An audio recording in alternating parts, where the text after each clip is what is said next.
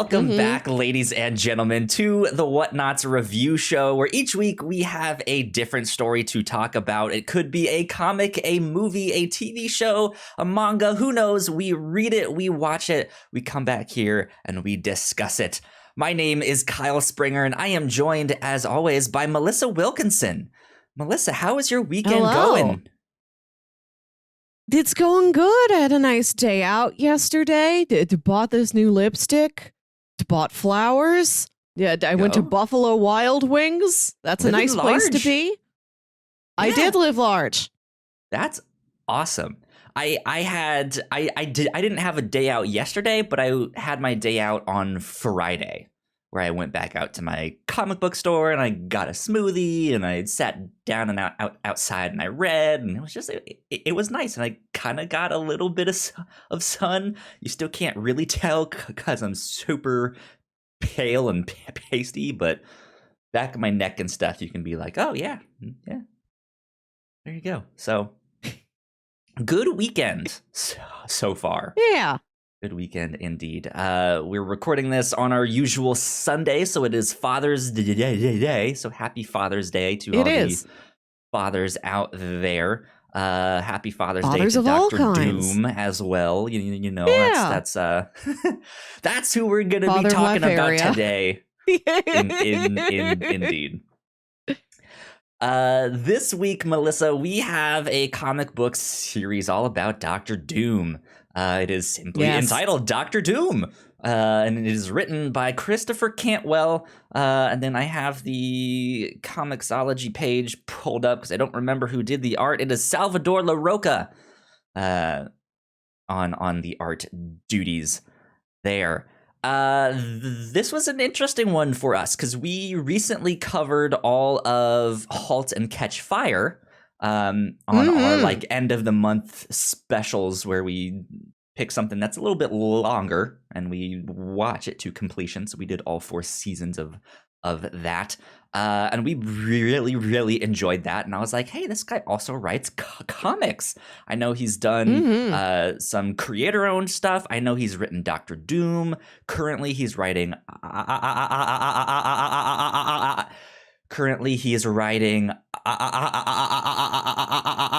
Iron Man, and I actually have my cup with him on it right here. I have a mimosa here with me this morning, so I too am living large. Oh man. But yeah, so this was one of the ones that I picked. I was just like, let's just do some Marvel comics this week, and so I picked 3 different Marvel comics, and you ended up picking Dr. Doom. And so here we are. Surprise. Yeah. So besides this being written by Christopher Cantwell, what made you decide to pick this one? Last year, we read the first 10 issues of the original Fantastic Four comics, which were really fun. Yeah. And then we listened to the Marvel's audio drama, which also featured the Fantastic Four. I don't think Doom was in that. Doom was in some of those original comics, and I just wanted to spend some good quality time with the good doctor here. Yeah. Who knows where he got his degree exactly, but yeah. The university he founded himself. Right, yeah, sure. There probably is some university that he actually has his degree from, because I know him and Reed were rivals in college. But yeah. Oh well. Yeah. Dr. Doom, 10-issue series. This is a recent one. I think this wrapped up towards the end of 2020. Is when this series got done. And so yeah, here we are. That's what we're gonna talk about this week. Melissa, what did you think of this? These 10 issues of Dr. Doom. I enjoyed this. It was a beautiful character portrait. It had so many interesting side characters come up, like Kang the Conqueror is in here frequently. There was a lot of people Mephisto shows up one. Briefly. Yeah, you see Doc Ock for a bit. So many people I'm familiar with, or that I'm familiar with by name only. Yeah. This is the first time I've ever actually read anything with them. Yeah. Kind of goes all over the place. And I like the the story of it. I like what Doom is trying to do. Yeah. Yeah. I liked these story, like what you said, that the actual like plot of what is happening in here. I really enjoy. Yeah, there's a lot of characters to see, and it's kind of just like a who's who of the Marvel universe. There's a panel where Spider-Man swings by. Oh, we see Morgan Le Fay. Yeah. We see this character. We see that character, and it's just like it's a spectacle to read. However, personally, I don't think I enjoyed it very much. Oh. Yeah. I it's one of those things where like I like what they were trying to do. I don't know if it was super effective. If that makes sense. And I don't know if this was supposed to continue and be more issues, but the pandemic kind of messed things up or not. I'm not sure. But I felt like this should have been longer. And didn't really explain things as well as it could have been. Because there are some things with the plot and what is happening that was a little confusing as to what was going on or like why they were doing it. And it was just like, I wish this had like another issue or two to just explain things a little bit better. It could have used some breathing room. Yeah. Yeah, it's still enjoyable. I don't think this is a bad book, but just maybe not my most favorite. So there you go. But still good. The art was phenomenal. I enjoyed the art a lot. Man, there's one scene in there where I'm sure we'll talk about where Dr. Doom shows up riding a bear, and it's great. Yeah. It looks so cool.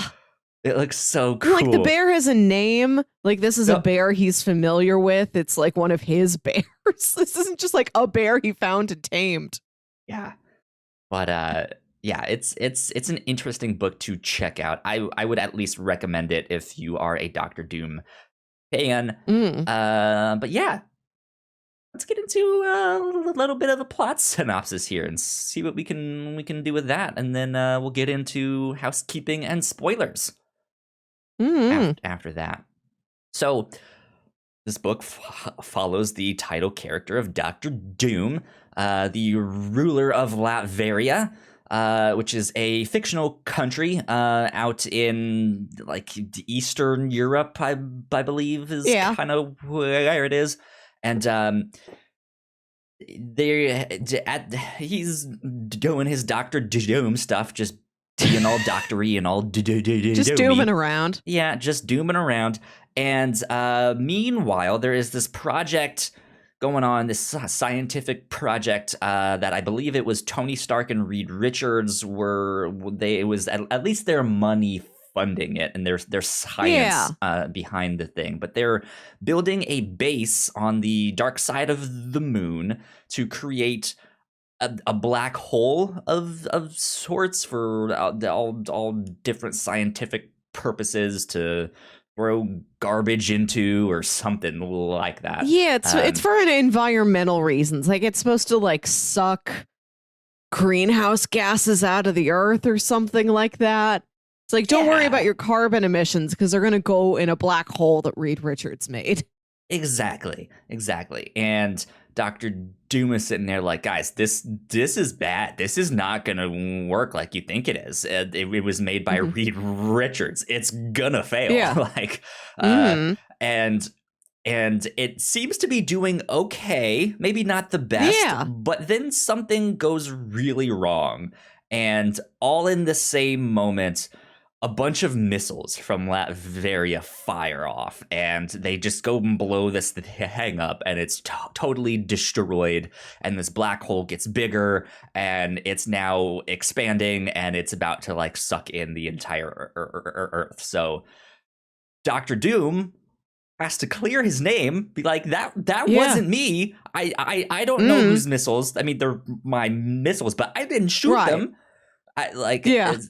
And so all signs point to him. He needs to clear his name, and then he needs to save the world, because there's this giant black hole that is expanding and about to eat the Earth there. So this is about him trying to do all of that and the weird things that are happening because of the black hole. So yeah, and he keeps getting these visions. He's not sure if they're flash forwards, if they're premonitions, if they're dreams, hallucinations of him with a healed face and a wife and 2 boys, and like they live in a world where he's a very respected ruler and source of guidance for the world. He's benevolent. He helps the world. It's this almost utopian society, and the world owes it all to Doom. And he keeps seeing this, and he's like, I don't know what it is. I don't know if I can get there, and I don't know how I would get there. But I will get there, is what he says. He's determined. He is. So yeah, that's kind of the plot of this little book here. Do you have final thoughts on this stuff before we get into spoilers? MODOK's in it too. Can't forget about him. Is there? Yeah. There's so many people that he encounters on this trip. If you're excited for the upcoming Black Widow movie, Taskmaster shows up in this too. Again, there's so many characters that just show up, and it's just like, whoa. Doctor Strange. Cool, here we go. Yeah. Indeed. It was an interesting book. But let's take a quick break for housekeeping, and then we will be right back. We put a lot of hard work into the shows that we make, and yes, we make multiple different shows here at the Whatnauts, and we'd love it if you would check them all out. You can find out more information on our website at thewhatnauts.com, as well as your favorite podcasting platform of choice. When you type in the Whatnauts, all of our shows will pop up right there. Just don't forget to give us a nice rating and review if you like the shows. If you want to support what we do here at The Whatnauts, patreon.com/The Whatnauts is the best place to do that. You can support us for as little as $1 a month. You can get all kinds of exclusive content at the $3 tier. You can also get a shout out and thank you on all of our shows at the $5 tier. You can support us on Twitch by subscribing to our channel at twitch.tv/The Whatnauts, and we would love to have you all join us for our live streams and talk with us in the chat. And lastly, we have merch. If you want to grab yourself a shirt or a sweatshirt or a mug or something else, go to thewhatnauts.com/store to pick up some merch today. And we are back. Hello. Big shout out to our Patreon supporters at the $5 tier. Sam, thank you so much. Thanks, we appreciate Sam. it. We love you a lot. Thank you for supporting us for so long. Cool things that we have been doing here at the Whatnauts. E3 is done with, but we still have some upcoming coverage to put out on that. So if you are a video game fan, go check out Crossplay, our video game podcast. And let's see, recently on the Captain's Log, we had a good one with that. We got to talk about our favorite fictional dads and stuff like that. So go check all of that stuff out. It was a lot of fun. But with that, Melissa, let us get into spoilers. There we go. Spoiler alert has been activated. So you mentioned that Dr. Doom is having these visions. He doesn't really know exactly what they are. Yeah, he is this benevolent ruler, wisdom giver. I don't know what you call it. He's just a philanthropist. Yeah. Sure, that's a good word. But it's really I think that was maybe one of the most interesting things about this book to me, because this is how Dr. Doom sees himself, no matter what he is doing. He sees himself as a good guy, as some, well, not necessarily as a good guy, but he believes himself to be a good ruler, right? He believes himself to be benevolent. The stuff he is doing is for the betterment of humanity or people or something like that. Maybe the ways he goes about it is a little carefree in that sense, where he doesn't really think of the consequences of how this will affect everyday normal people, right? Or he just at his whim, since he does have that much power, he's just like, all right, you're dead, no more of you. But he provides for the people of Latvaria. I think there's like exactly nobody's hungry there anymore. Everybody has a job. Maybe it's a very controlling state, but within that control, you are also provided resources. Yeah, it's an interesting character to write. There is an anime that I really enjoyed called The Legend of Galactic Heroes. I had to think on the name because I was like, is it the Galaxy of Legendary Heroes? No, it's the Galaxy of Legends and Heroes. Right, yeah. It's the now I'm all confused again. Legend of Galactic Heroes. Legend of Galactic Heroes. Yeah, that's the name. And it's a big like space sci-fi tale battle, but it gets a lot into politics and stuff like that. And there's the two main characters. One is this like reluctant military general, didn't really want to be in the military. He wanted to be a historian, but he knows all these, like the history of all these battles, so he understands tactics and stuff like that. The side he fights for is for like the democratic side of space. And so, initially you're like, yay, democracy, that's good, like he's fighting for the right side. But then you see all the politics and the democracy is just corrupt. Like it's not a good place to be. The leaders don't really care about their people and stuff like that. And then on the opposite side, you have this really young, really smart general who is really into all the military stuff, and he wants to take over. And he does, and he wants to expand his empire to the entirety of space. And he is this like big dictator, but he runs his country so well, and everyone is happy, and they all like him. And it's just this like weird, like, he's a dictator and can do all of this stuff. And so it does the like pros and cons of all of this stuff. And that character kind of reminds me of Dr. Doom. Not to that same extent, but like he is a good ruler to his people. But yeah, he is also a dictator and murders people and this and that and hates Reed Richards. So yeah, constantly shaking his fist. You have to deal with that in a leader. Exactly. Yeah.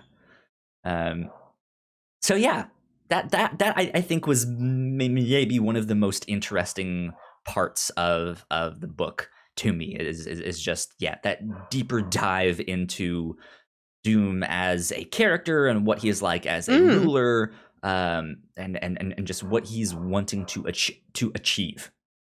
Yeah, watching how he goes about becoming a better person, or at least a better viewed person in the eyes of other people.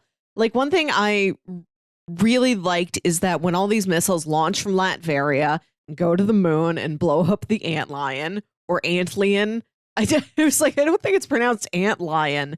I don't know what that would mean if it was named antlion in my head, but yeah, but I'm like, what's the significance of it being named after a small animal and a big animal? Like, I couldn't wrap my head around it. I figured it was named after something I don't know. I initially read it as Antillian, but there's not that extra I short on the letters. Yeah, so I was just like, no, it's antlion, unless I'm one of them dumb kids and I just don't know what this is a reference to. Well, I didn't know what it was either. Yeah, so who knows? But Oh, something I do want to ask you about. I'll go back to what I was talking Yes. about in a bit. The names of these volumes. Volume 1 is called Pottersville. Volume 2 is Okay. named Bedford Falls. I know that's the name of the town in It's a Wonderful Life. And I think is the mean banker named Mr. Potter? I've only seen It's a Wonderful Life in like fragments on TV throughout Let's my see, whole life. I've never Mr. seen the whole thing. But I know you've seen it. And I know like he wishes he was never born and he goes to the world where he wasn't and it's like not a Yeah, dystopia, but everything is worse. Like did the Henry F. town change Potter. names cuz wasn't born? Henry F. Potter is a fictional banker portrayed by the veteran actor Lionel Barrymore in It's a Wonderful Mhm. Life. Um, it's been a while since I have seen that, so I don't remember exactly the details, but yeah, that's a good thing. I didn't actually remember what the names of the volumes were, so that's a good catch and a good reference to this comic, because yeah, he is getting these visions, right, of this like Yeah. perfect life that he could have, and in It's a Wonderful Life, he's not necessarily getting perfect visions of what he could have, but it's like this is what the world would be without you, and like look how happy Mhm. it is, and stuff. So it's really similar. Um, Yeah, I thought that was an interesting reference point, especially for mhm. how the volumes are named. Like I said, don't know the movie, but presumably we may say that Pottersville refers to the version of the town that doesn't have Jimmy Stewart in it. Right? It's worse Yeah. without him. And that's the name of the first volume. This volume where Doom is getting these visions of a world where he's made the world better. He's got like all these people bearing down on him because they think he blew up a black hole on the moon. And it's Hmm. volume 2 that's called Bedford Falls, the more idyllic version of that town. But in volume 2, he never gets there. Nothing really gets that much better. Yeah. It's he has an interesting conundrum when he finally realized, because so the I guess to explain a little bit what happened there is, yeah, they open up this black hole, they try and send Blue Marvel into the black hole so he can generate this negative Yeah. matter or something to make the black hole smaller. He gets stuck in the air and realizes it's not a black hole, it's actually a wormhole. It's a portal to another Yeah. dimension. So And they would he have been knows tossing this. all of their garbage into this, this alternate dimension. And I'm Yeah, sure he you were knows this about to. because Doc Ock just comes out of what he thinks is a black hole. Like, hello, I'm Doc Ock. I'm sure you know me. And then also they figure out that like they are protected within this wormhole space and like they don't need Mhm. spacesuits. So in the next panels after that, they're just naked. They're just naked floating around in space. Who knows why, but sure, yeah. Blue Marvel and Like Doc it's Ock, what were you doing? Okay. I don't it's they're just treating it like a sauna, I guess. I mean, you don't necessarily get full nude in a sauna. You still have the, I don't the know. towel. I I've don't know. never seen one in real life. I only see in movies. I don't know if they're wearing anything under that towel. They're But not.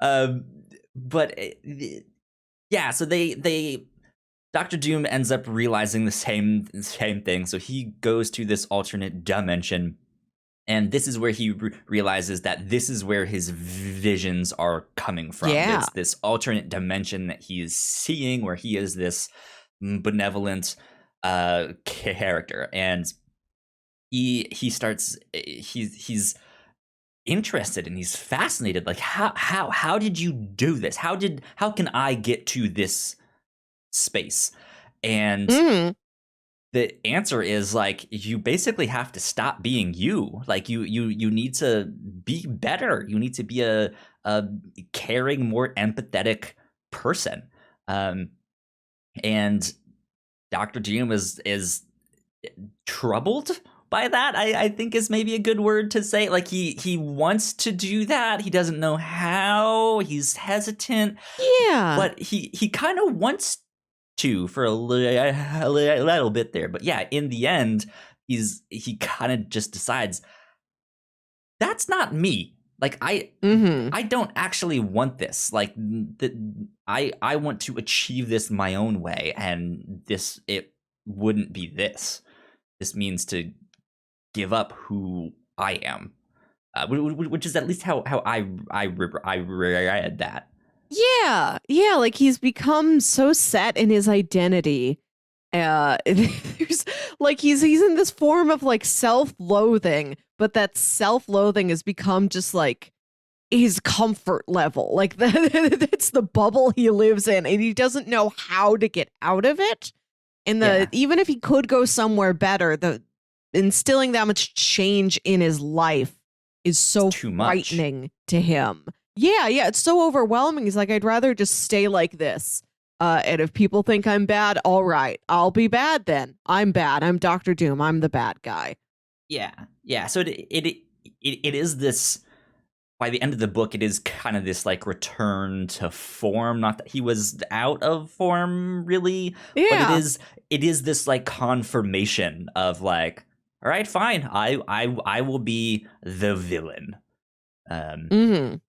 And yeah, like I enjoyed those aspects. I think the thing that I took issue or not issue with, but was just a little bit let down by is this whole like how he cleared his name, what was going on with that. It turns out it's this big Simkarian plot to overthrow him, but they never really go into enough detail about that it just seems very lackluster.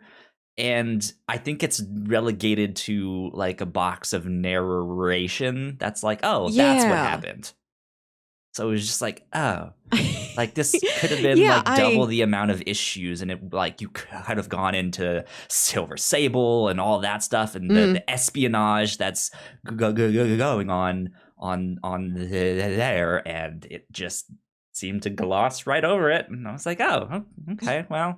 Yeah, at the end of the day, the culprit is a person we've never seen before, who we just get one panel of a narration like, it turned out to be this lady who's secretly my right-hand lady's long-lost mother. So I had her kill her. Now I feel kind of bad about it, but I don't know what else I could have done. I'm wondering if there was a Silver Sable book running at the same time. I don't remember there being one. At the end of the final issue, they do mention that like you'll get a bit more of this story in an issue of a Fantastic Four. Yeah, just like if you want to see what Doctor Doom does next, go for it. They always do. Let's see here. To get back to what I was mentioning earlier, when Doctor Doom sees that all of these missiles have been launched from Latvaria, he knows it wasn't him. It's such a wonderful moment of like sheer panic of like, I have to come up with something immediately. And he doesn't fight against it. He's like, I just have to surrender. I know I'm innocent. I'm going to tell them I'm innocent, but I have to surrender to them. Like, that's the only way that this is going to proceed smoothly. Like, I have to appear as like humble as possible, as apologetic as possible. I'm going to let them take me in. Yeah, he's smart. He knows this is not something he can like strong arm and just be like, it wasn't me. It wasn't me. They even had me on the moon. It wasn't me. I'm a good person. I'm moving to California. Yeah, no, he recognizes the magnitude of what this is, because as much as he thought this was a bad idea and it was going to fail, he recognizes that this was a good thing for humanity. What Reed was trying to do is help people. So the fact that it appears that he blew it up is just like, ah, shit, like this doesn't look good at all. This is not a good thing. Right. So yeah, he was just like, all right, full surrender. You're in charge. I'm going to be arrested. You do this, you do that, you know. And he was just like, all right, here we go. And then later on in the book, when he's trying to fix the black hole, and he's thinking when he's up on the moon with all those doom bots, and he's thinking that he is going to take this turn to, I want to make the choices I need to make to get to that future where I'm married to Frusina. I've got these two boys. I'm healed and I am healing the world. Like he thinks he's going to do that. And he's like, I have to show the world that I'm committed to being a good guy. So I'm going to voluntarily suggest that they put me in prison. And these are the 3 prisons that I picked out. Yeah, here's a private island with no one else on it. Here's this thing. If you really don't like me, how about the negative zone? Right. Right. Just do a prison. And you get like your consciousness imprisoned. So like not very much actual time happens in real life, but like your head, like your mind thinks you've been in there for a very long like time. That. I don't know. Okay.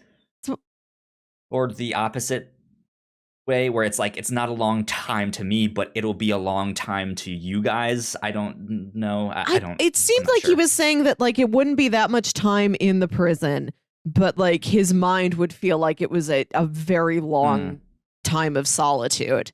Okay. Yeah, that I don't know. Sense. I don't know the negative zone. It's pretty negative, if you ask me. Right. So Marvel's got the negative zone. DC's is called the Phantom Zone, right? DC has the Phantom Zone. Yeah, that's more associated with Krypton and Superman and stuff like that. Whereas I know that's where Superman puts bad people. Yeah. Whereas the negative zone, I think, is more of a creation or like an accident that happened. If I'm not mistaken, I don't remember exactly. But Reed Richards explores that a lot in the Fantastic Four. In the Civil War comic, this is where they build the prison to house all of the people who don't register. So this is probably that prison, and they used they got some PIM particles to help design that. So it's real small. So it's not only in this alternate dimension, but it's real tiny. Wow. So there you go. Good to know. Good to know. I like to have that background context. There's a lot of things in this book where it's like I'm not familiar with the Blue Atom. What was his name? Dr. Bashir? Blue Marvel. I wasn't familiar with him, but like I was able to pick up on him pretty easily. Yeah. He seemed interesting. Yeah. There's a book by Al Ewing called The Ultimates. That is really good. Not to be confused with The Ultimates, which was written by Mark Millar. That is the Ultimate Universe version of the Avengers, where Ultimate Spider-Man came from and all that stuff. But there's another book by that same name where Blue Marvel leads a team. I also don't know much about him. He's a fairly lesser known character, but he's kind of come not into prominence, but back into like the peripheral of stuff. It's like, oh yeah, this guy exists, and he's actually kind of a cool character. Like I like him, but I just don't know much about him there. So yeah, I get to learn a lot in these books. Yeah, and let's talk about Kang. Because the way this story uses Kang is very interesting. In that Kang is unstuck in time, does not know what year it is just sort of zapping around the timeline like, I'm going to conquer this Earth. What year on Earth is it? Is the Earth in a state yet where I could conquer it? No? I'm going to come back later. And like he just keeps randomly conquered it? Right. He keeps randomly appearing in like Doctor Doom's study when he like does not consciously mean to go there. He mentions that it like he thinks they're somehow tied together. Like, why do I keep appearing next to you? There's something about our connection that is like we're linked somehow. So and they don't. Yeah, I liked that discussion that they realize, there's some bond between us. We don't know what it is. Like they see that it must be there, but they can't figure out what is our relationship to each other. And Kang says, if I keep appearing around you, maybe we're related, but they can't figure out how they would be related to each other. Like in Kang, it's like, well, Kang, are you a descendant? Am I your descendant? How would it be? I read that as in, yes, he was confident in the fact that he knew he was a descendant, but then the word descendant gets muddled up because he's like, well, I'm traveling through time all the time, so maybe I'm your granddad. I don't know, or maybe I'm your like great great grandson. I don't know. But I read that as he thought they like were for sure related, but that was news to me. I've never heard that those two were related, so I don't know if that's true or not.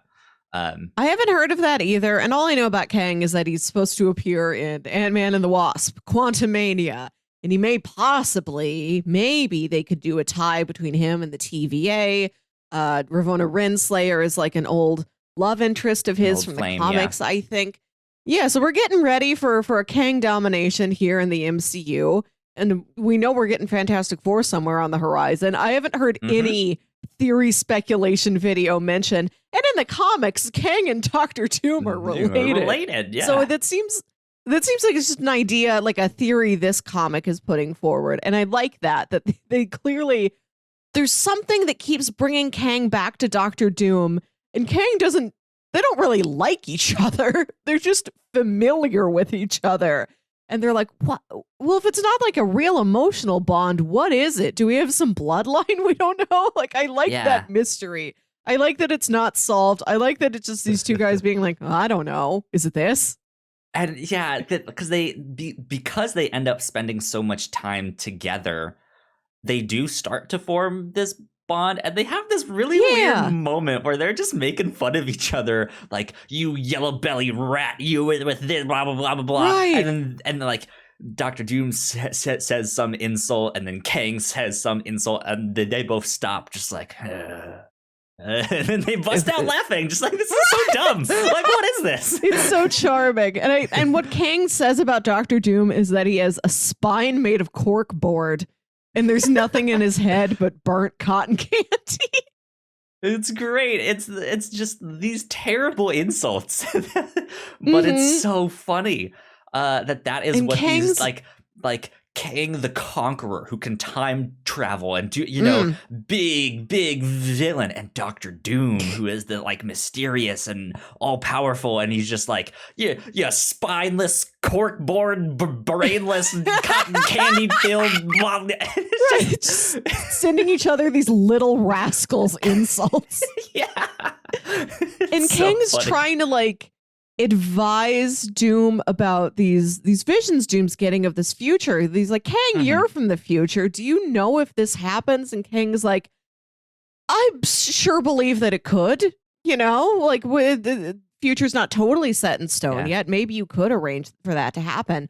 And there's an issue where Doom is like sneaking around New York City, like he's trying to pull off some plan, and we see these just unattached dialogue bubbles. This voiceover. That's Doom talking to somebody else, and you're not clear who it is. It's not announced. You think maybe it is still Kang, but at the end of the issue, you find out he was sneaking in to like talk to MODOK. Like, MODOK, you can help me solve this, right? What is this future I'm seeing?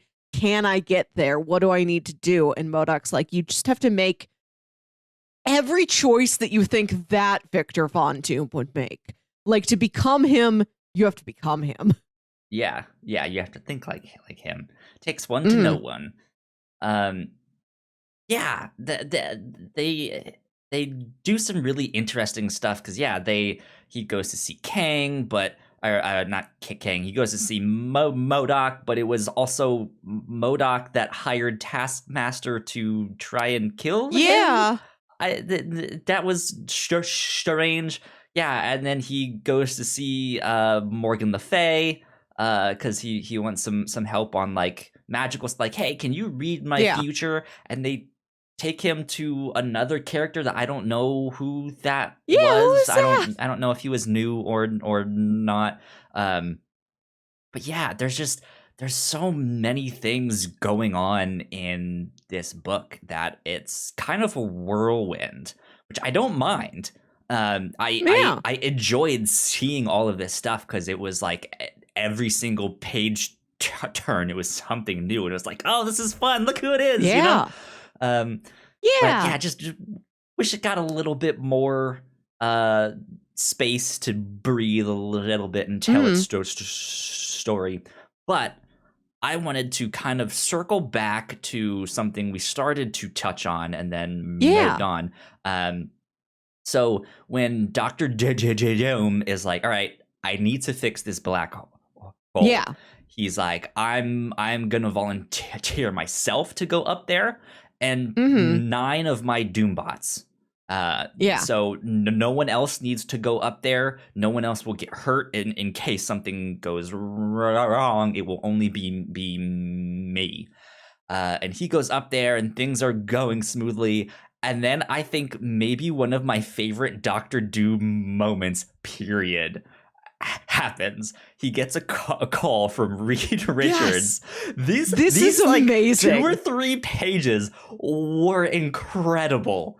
Like, this by far was the best that book was. Right. And I want to set this up by saying that we cut down to Earth and we see Reed talking to Steve Rogers. And Reed's saying, like, God, like, Doom's making this all about himself. This is such an ego trip. But I trust how intelligent he is. Yeah. The fact that he's up there does make me feel safer. Like, I believe he can do this. He's going to be obnoxious to deal with after he does pull it off, but I know he's going to pull it off. Right, yeah. And so he calls up Dr. Dome, is like, hey, bud, good luck. and Dr. Dome is sitting there like, wait, why would you wish me luck? I don't need luck. Do you think is something wrong? Check the stats again. Like, he just has this thing like, no, I'm right. You're wrong. I don't need luck. I'm Dr. Doom. Damn it. Did they just go back and forth? It's like, no, I'm genuinely wishing you luck. Like, you're doing great, pal. Like, she's just like. And it completely ruins everything. Right, I love it. And like, it's Reed. I also love the panel structure of these pages, because one of them is just like a very simple 9 grid utilized perfectly. It's like, we're just gonna highlight these 2 people yelling at each other over a video screen. Reed's just trying to just tell him, hey, good luck up there. And he is like, why do you think I need luck if you think the plan's very good? And he's like, do you not think the plan's very good? And like, Reed's trying to like do something sincere to try and gives, like, he doesn't say to Dr. Doom what he said to Steve about Dr. Doom, but he wants to send some sort of a message, some sort of gratitude, some sort of a morale stabilizer that does like completely backfire. And like, Reed also gets like, he's trying to be nice about this, but he does also get like kind of argumentative back to Doom. Like, they just get into a semantics argument. Like, no, you said you believe the plan will work. Believing the plan will work isn't the same as knowing the plan will work, Reed.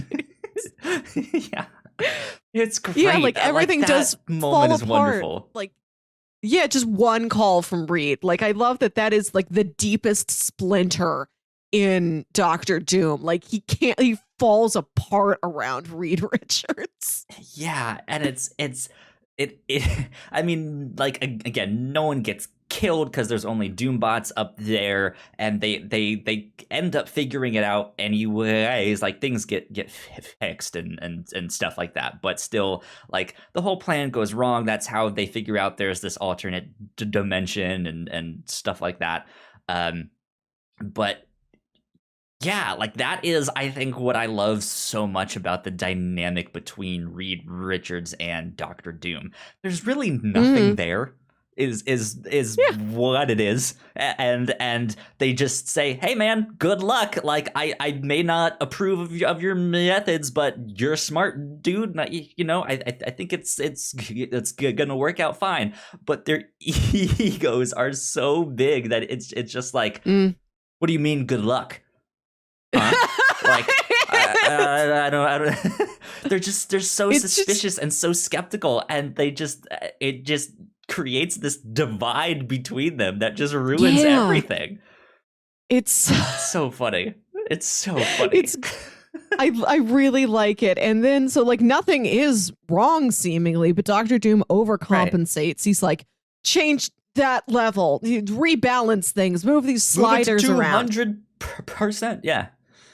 Yeah. And it ends up like it's still working, but it's like doing it too fast. Like the thing he's using to try and nullify the black hole is going to like overload some sciencey stuff. And he ends up going through the wormhole and he meets the Doctor Doom with the unscarred face, the like Victor Von Doom, leader of the free world guy, who's like telling him about like, oh yeah, not a black hole, it's a wormhole. So here's I think Doc Ock died off screen working on like repairing the wormhole. Not Doc Ock's brightest hour. But like Dr. Bashir is there, you know, in this other universe. And, you know, the nice Victors like leading Dr. Doom around and like showing him this world. Like, here's my wife. Here's my two beautiful boys. And he's like, you could have this. You just have to change. And he's not gentle about trying to put Dr. Doom in his place and telling him like, look at you, you're ridiculous. It's absolute lunacy that you live your life like this, wearing like a cloak and a metal mask. I know you have the scientific ability to repair your face. You just haven't. Why are you surrounded by all this metal armor? You spend all your life like in a weird suit of armor yelling at Reed Richards. Reed Richards doesn't care. Like, stop worrying about him. And he lays all this stuff on Dr. Doom, and Dr. Doom just snaps. Like, he won't have this. Like, he won't have like these core tenets of his identity that he's like clung to, even as painful as they are. Like, he won't have those torn away from him. And he just kills the other version of himself. Yep. And Dr. No more Bashir's Victor like, Von Nice. yeah, and he's like, you fool. Like, that guy could have saved Earth. You could have learned from him. Yeah. Yeah, I think you hit the nail on the head that he has these like core things about his identity that like you said, no matter how painful they are, he just like, this is me. This is who I am. I'm not letting go of this. This has to be there behind whatever it is that I do. And that makes him stubborn. That makes him in some ways not able to achieve his full potential, but also it makes him able to do it in his own way. It makes him the villain that we're all like, oh, Dr. Doom, like that. He's a great villain, right?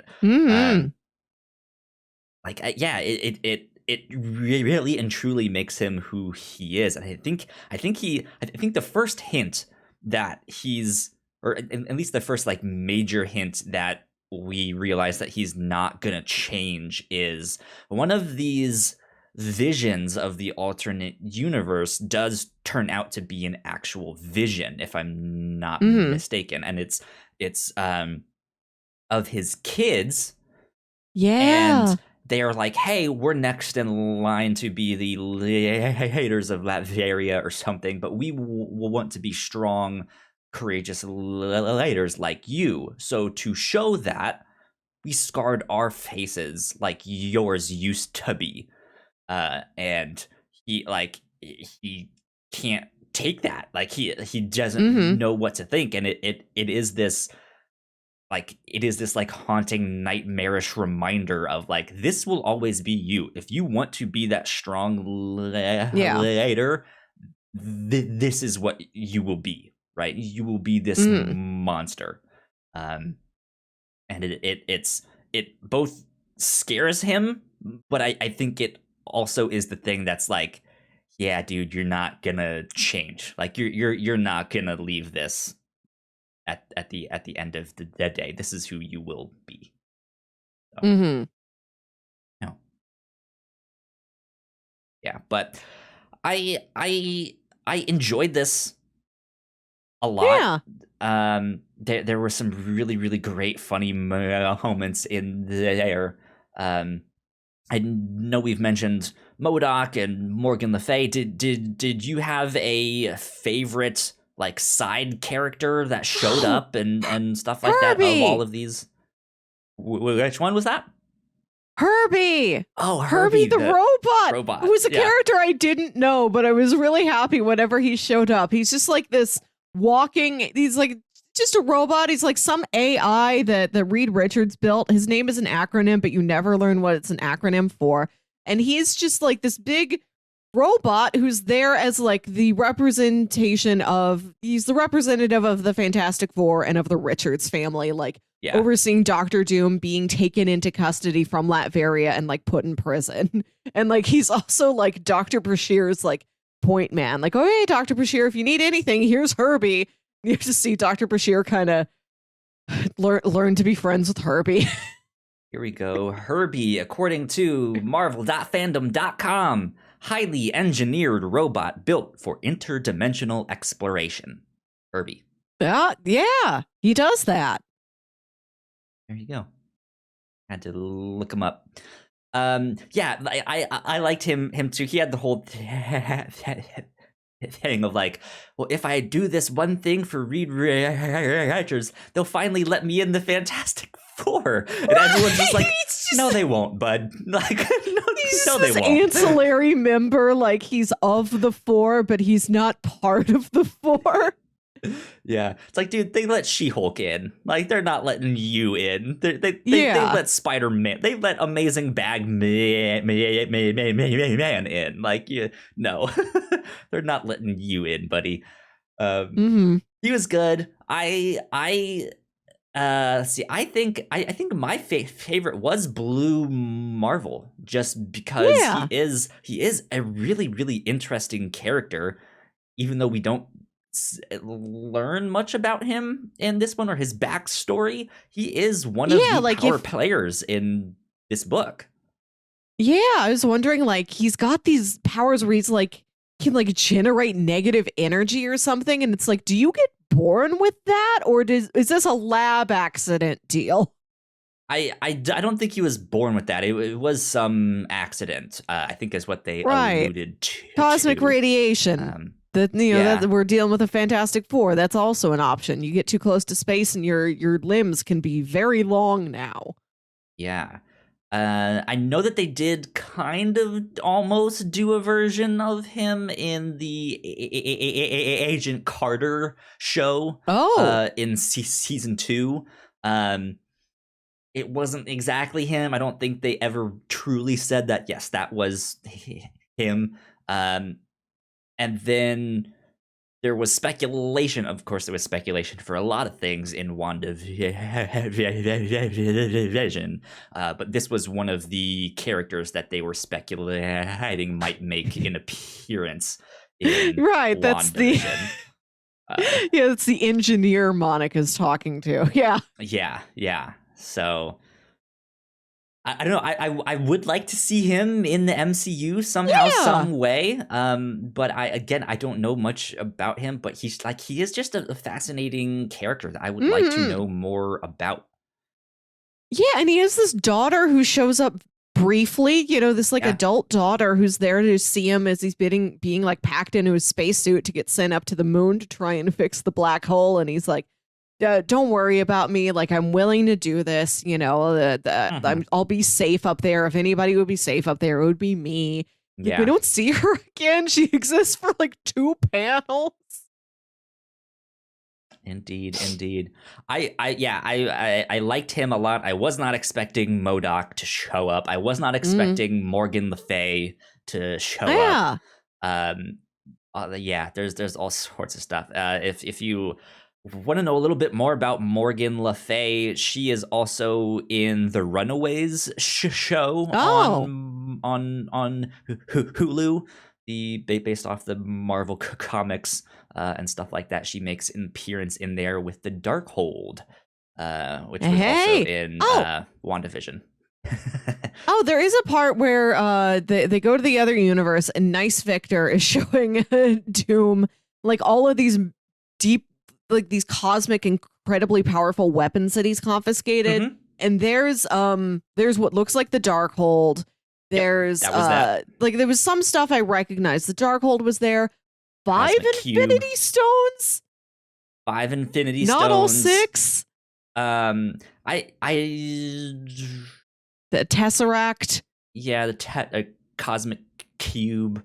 Yeah, like he just had all sorts of stuff. It was kind of like the TVA, except all of these are still active technically. Yeah, I was just curious if there were more of those that you recognized and you could tell me about, because I'm like, I've got like Not 3 out of really. 8 here. I mean, there was if I get names for them all, there'd probably be one more thing. They'd be like, "Oh, I've heard of that," but yeah, that was it.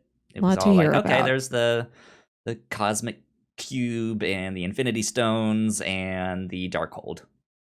So. Oh, Galactus shows up for like one panel. Like, I think Doctor Doom has some weapon that he like confiscated from Galactus, and then Galactus becomes aware that he took it, and he's like, "Hey!" and he just like pulls it back through space, and it like that, hits some planet on its way out.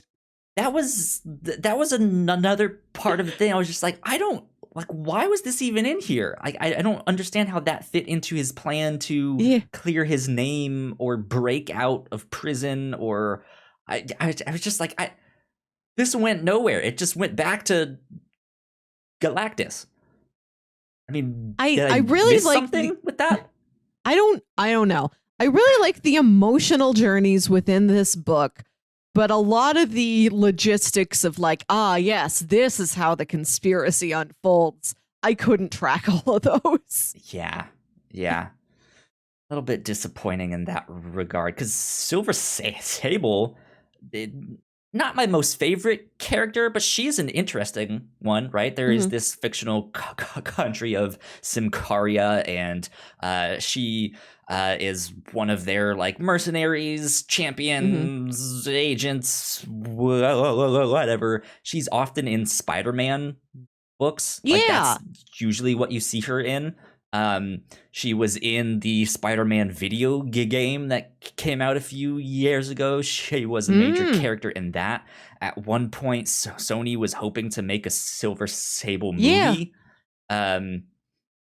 So yeah, like there is some interesting stuff going on. I didn't realize that their country is right on the border of Latvaria, and knowing all of the political turmoil, like I'm personally kind of into all of that stuff. Like I like that. Tell me more about the political situation. Like, make a book on that, and exactly. like the espionage and military stuff that goes on with that. That would be fascinating. Like, I really liked Victorious, who is Doom's right-hand lady. She is his herald, I guess, like how Galactus has Silver Surfer. He's like, well, I'm also gonna get a herald. Yeah. Well, he's got one. Why don't I have one? Like, yeah. I liked this stuff with the political intrigue of Latveria. I love when there's like five or six people left that could believe in Doom. It's like, it's Victorious. It's like a military leader, like an old advisor, a secretary, a monk, and Doom's ward, who he's like, don't call me dad. Don't call me father. You're just a ward I adopted for political reasons. It's like the last 6 of them, and Doom makes all of them like swear an oath to him. Like, I really have to make sure all of you are loyal after this whole Simcarian overthrow. Yeah. I like it, through but a test and stuff like that. Yeah, I wanted to see more of that. Again, we see all of them like right after Doom shows up on that bear, and it's just like there's so much fascinating stuff that is happening in this space, and then it's like, well, it was a plot. Moving on. Well, let's go. Yeah, I wish this had room to be like its own book. Like, we've got the Black Hole stuff, and then we've got more of like the Latverian intrigue stuff. Yeah. And like minimize a lot of it. There was no Silver Sable book that was running simultaneously. That was my thought of like, maybe there was a companion book, and like in the Silver Sable thing, you saw their side of it, but that was not the case. But yeah, I don't know. I don't know much about the Wild Pack, I think is what they called it. It was like Silver Sable and the Wild Pack. Like, I don't know who they are. Yeah, like it opened the door to a lot of interesting things, and then just walked right by them all. Which, yeah, I mean, like, we know Chris Cantwell can do some really great character work. I know he was not the only writer on *Halt and Catch Fire*, but yeah, like I know that stuff is in there with him, and so to see some of this just kind of glossed over was just like, no, come on, please. Well, *Halt and Catch Fire* is a story where a lot of very important things happen off screen. There's a lot of big time jumps. It's true. But I don't know if those things necessarily have the same gravitas as like political intrigue and military tension between two countries. That you know what I mean? Like, it's like someone made a new video game, right? Yeah, it's like you do kind of need political intrigue explained more than you need a divorce explained. Like that can happen off screen, right? Yeah.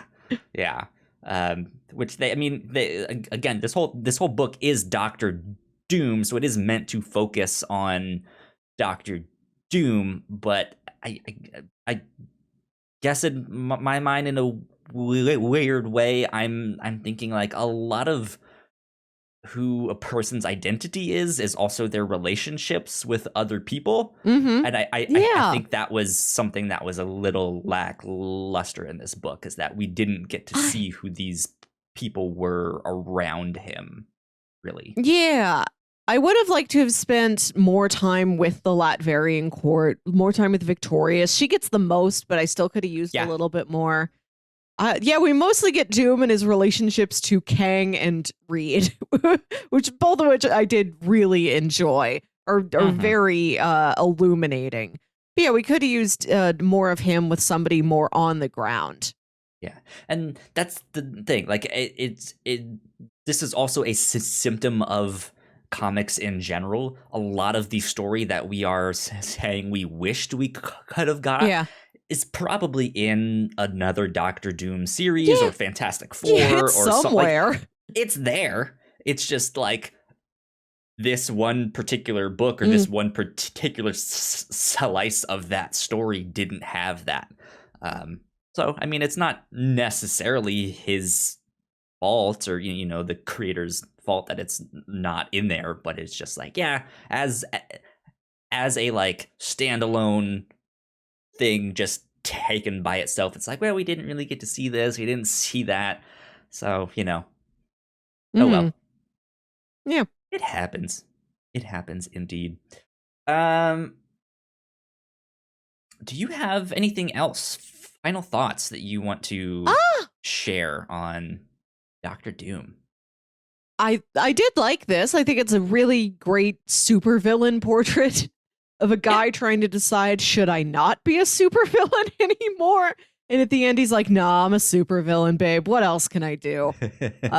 Yeah. The art was good. There's a lot of very nice panel structures in this book. It's beautiful, yeah. Yeah. I liked it. Yeah. Give it a try. If you're familiar with the Fantastic Four, and you're like, Doom, I want to learn more about him. Or if you're somebody who's like, I just wanted like a good villain piece, a good short villain piece where I don't have to know too much going into it, this would be fine for that. Yeah, absolutely. And hopefully we'll get to see some more Doctor Doom in the MCU down the road. So this might be one of the things that we're like, hey, go check this out when he shows up. So here you go. Yeah, I really enjoyed the artwork in this. It has a sense of realism that I think brings a certain weight to the character, right? Like, he, instead of it being this, like, as much as they are like going to alternate dimensions and stopping a black hole from expanding and stuff like that, it is a much more grounded story, right, about this character, and the artwork mirrors that, where it is this more realistic portrayal rather than this like stylized or cartoony typical superhero look, which lent a real weight to the story. of this man that is just so hurt and scared, maybe, to change, that he just sticks to his guns and it's like, nope, I'm gonna be the villain. So there you go. Melissa, I think it is time for us to get into bingo. Our bingo here that we do. So I don't know how many of these I can do. There's one I can make an argument for, but I don't feel like it's really in the spirit of that one.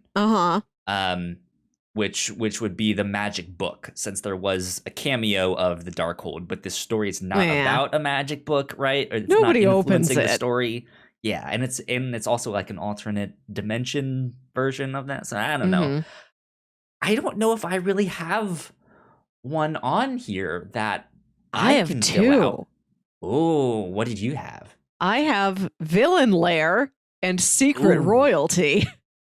Because one of the subplots of this story is that, Dr. Doom took over Latvaria, but there is like a distant descendant of the original royal line of Latvaria who kind of gets pulled out to like be the new ruler. And that's the guy Doom's talking to, where he's like, do you want to rule Latvaria? And you have to look like this. And he takes his mask off and he's like, gives the guy a knife. Yeah. He does the thing from Courage the Cowardly Dog. He has the mask. He does a large march. Yeah. Underneath the mask, he's just a claymation. Yeah. So I've got those two. You're still pretty far ahead of me. I think I picked. Man, I really hope we get a courtroom scene sometime this year. Oh, we had an AI, but Herbie's never like controlling a spaceship exactly. Not really. So I don't have that one. I have robot blamed for murder, so maybe Dr. Doom, but also not Dr. Doom because he actually is a person. That's they don't blame a Doom I don't think bot. I can get one. I don't think I can get any of these on there. Ah, man. Oh well. So you got two of them. There you go. That's I think that happened to me last week or the week before, where I had two, and you're like, I don't know if I can do any of these.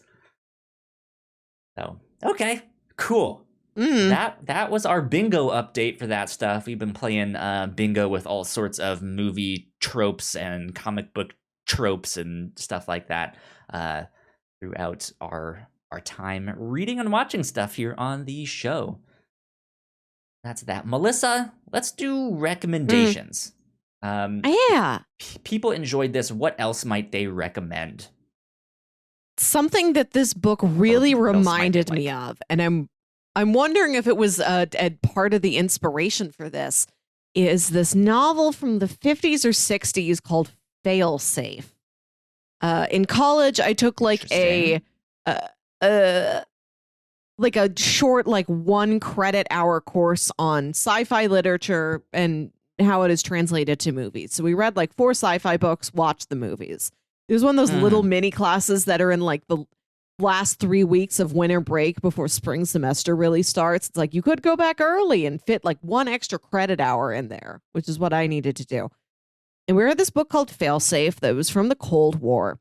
And it's about what if enough fail-safes failed to where a bomb was launched accidentally. There's no conspiracy, there's no mistake. It's just enough technical failures that are happening, lined up right in a row, that America does accidentally bomb Moscow.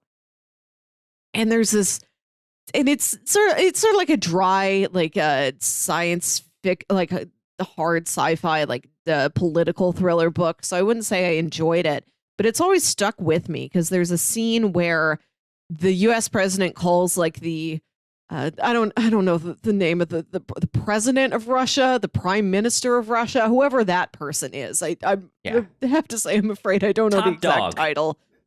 Yeah, the Putin of that time. Yeah. So he calls the leader of Russia, And he's like, I can assure you this was an accident. As unbelievable as it is, I'm telling you, this was an accident. But I know you're never going to believe this. I know, of course, you think this is a lie. You're never going to believe me, no matter how much I beg to you. I swear it was an accident. And he's like, so what I have to do, if we've accidentally bombed Moscow, I have to now deliberately bomb New York City to show you I didn't mean for that to happen. And now I have to equal the playing field again. You're losing your biggest city. I am about to purposefully destroy our biggest city. Interesting. And just like how Moscow didn't know was coming, I'm not ordering an evacuation. I have family there. I'm not going to get them out. The exact same thing that accidentally happened to you, I'm deliberately about to do to us. Interesting. I've never heard of that one. Yeah. It's like I said, it's a little dry. I don't think it would be the science fiction you're interested in. We watched the movie. I think I slept through part of the movie. I don't remember being very intrigued by that. But that story point of to get us back to like stop the Cold War from getting worse, to stop this from escalating, I have to like destroy part of the United States the way Russia was accidentally destroyed, because they're never going to believe it was an accident. So I have to to make this sacrifice to save all of America from being destroyed when you retaliate. And that's what Doom's surrender reminded me of. Like, they're never going to believe this wasn't me. So I have to just be as humble and sacrificial as possible to keep this from getting worse. Yeah. Interesting. Okay. That's a good recommendation. I wanted to recommend a comic book called Batman White Knight. Oh, yeah. This is a book. It's like an alternate. It's an Elseworlds book, so it's an alternate reality. And what happens in this book is Batman ends up beating up Joker so bad that he puts him in a coma. But there's other people around, and in modern day technology, everyone has their cell phones, and so they film it and they put it on YouTube, and it's on the news, and everyone's like, "Oh shit, Batman! Like, he just fucked up this guy. Like, he went too far on this," and so he kind of has to deal with that. But once Joker awakens from his coma, he has kind of a change of heart where he's like, you know what, I'm going to go sane, and I am going to be Gotham's White Knight. And so he ends up like trying to get into politics or stuff like that. But it is this like interesting look at the Joker and Batman and their relationship, but Joker as he's trying to live and lead this more like perfect lifestyle where he has like a loving family and stuff like that, and then watching all of that fall apart at the end there. So Batman White Knight would be an interesting one to check out. If you did like this, I know Chris Cantwell is writing Iron Man for Marvel right now, so you can go from one man in a metal costume to another man in a metal costume, right? Yeah, you could also watch Leonardo DiCaprio's Man in the Iron Mask. Just keep the theme going. Yeah. But yeah, I've heard good things about that book too. That people are really enjoying that as well. I think once that hits Marvel Unlimited, which I think is going to be soon here in the next month or two, I think. I am definitely going to at least check that out and see what that is all about.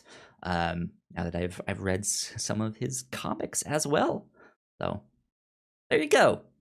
Recommendations. That's what I would recommend. Nice.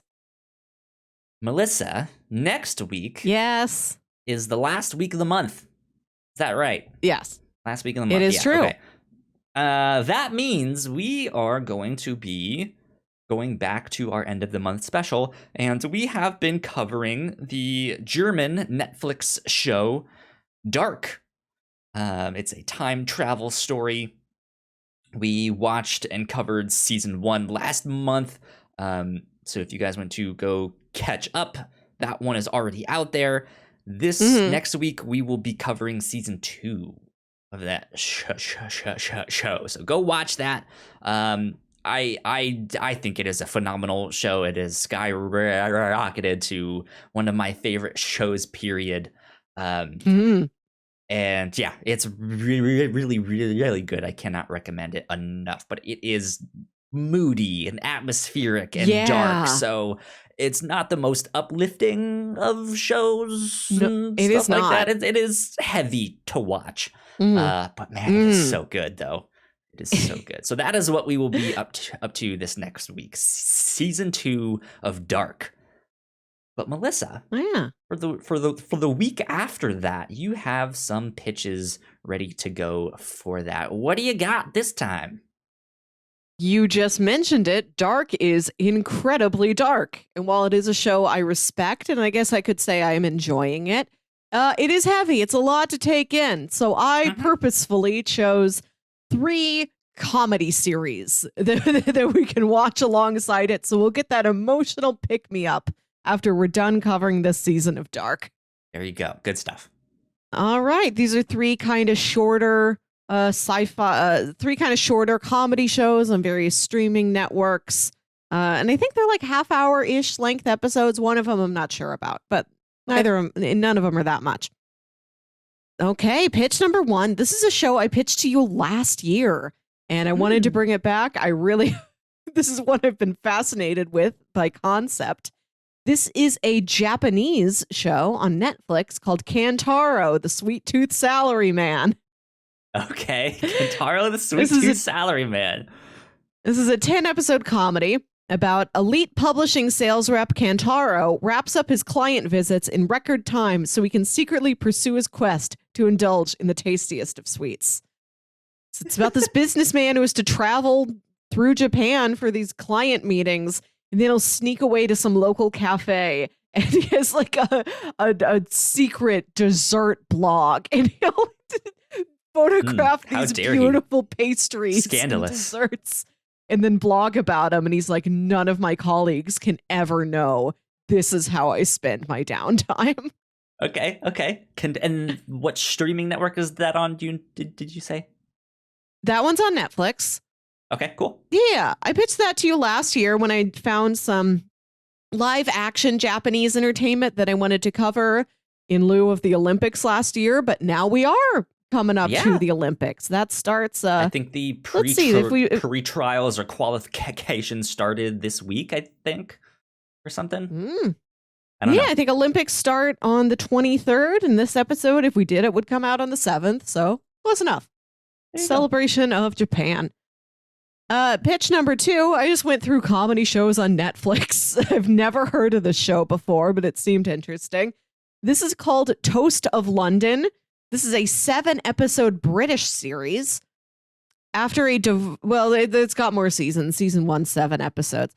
After a divorce and a fatal career move, a classically trained British stage actor navigates single life with his odd roommate and takes on horrid jobs.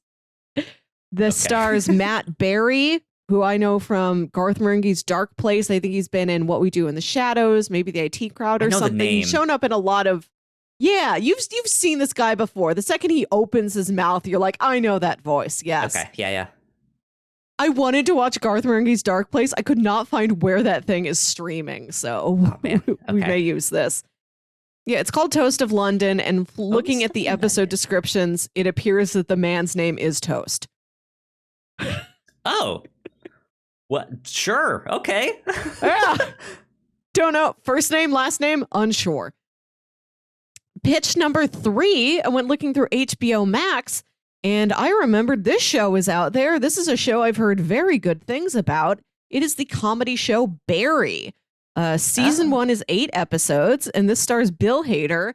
As Bill Hader stars as a depressed, low-rent hitman from the Midwest who falls in love with acting while on a job in LA. That's basically all I know about it. He's a hitman. He's to go to LA, and I don't know if this is like he's undercover, he's staking somebody out, but like he takes an acting class and he falls in love with it, and he's trying to pursue this acting career while I think like the hitman life is still following him. No, Dad, I don't want to kill people. I just want to act. That is a pitch that is right up my alley. However, I'm not gonna do that one. Not gonna do Barry. Sorry, Barry. I'm gonna go with Kentaro. Whatever that one. I'm glad. Was. Kentaro, the sweet tooth salary man. Kentaro, the sweet tooth salary man. Okay. Yeah, that one just sounds so ridiculous.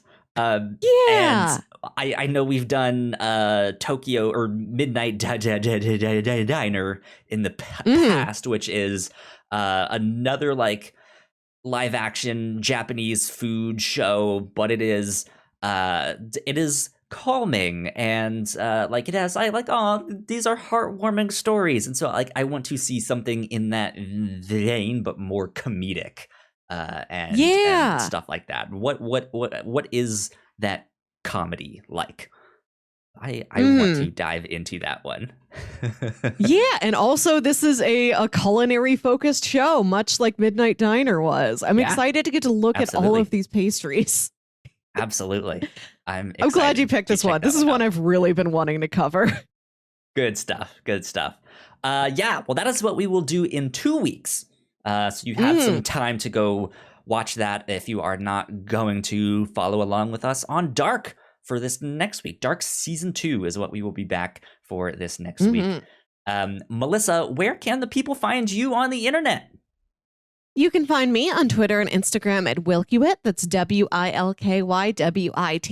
And listen to my other podcast, Saturday Morning Obscurities, where me and my brother Jams talk about weird old kids shows you feel like only you remember. There you go. Do you guys know what the next one out will be yet? Next after Fighting Foodons. What is it? Let me double check real quick. That was our last episode. It was the anime Fighting Foodon, about food that comes to life for battle. Let me check because we record these so far in advance, I always forget what they are. So coming out shortly after this episode airs, the document's loading, Kyle. You asked me. You have to stay through to this. I'm sticking with it till the end. Okay. Go. While she's looking that stuff up, though, if you guys want to stay up to date with the next one. Yeah. The next one is Rupert. Just the peaceful pastoral kids show Rupert about like a little polar bear boy who goes on adventures. Rupert. Good old Rupert. Yeah. This used to air on Nick Jr., so maybe you remember a little polar bear who wears a red sweater and a yellow scarf. It's him. Rupert. Interesting.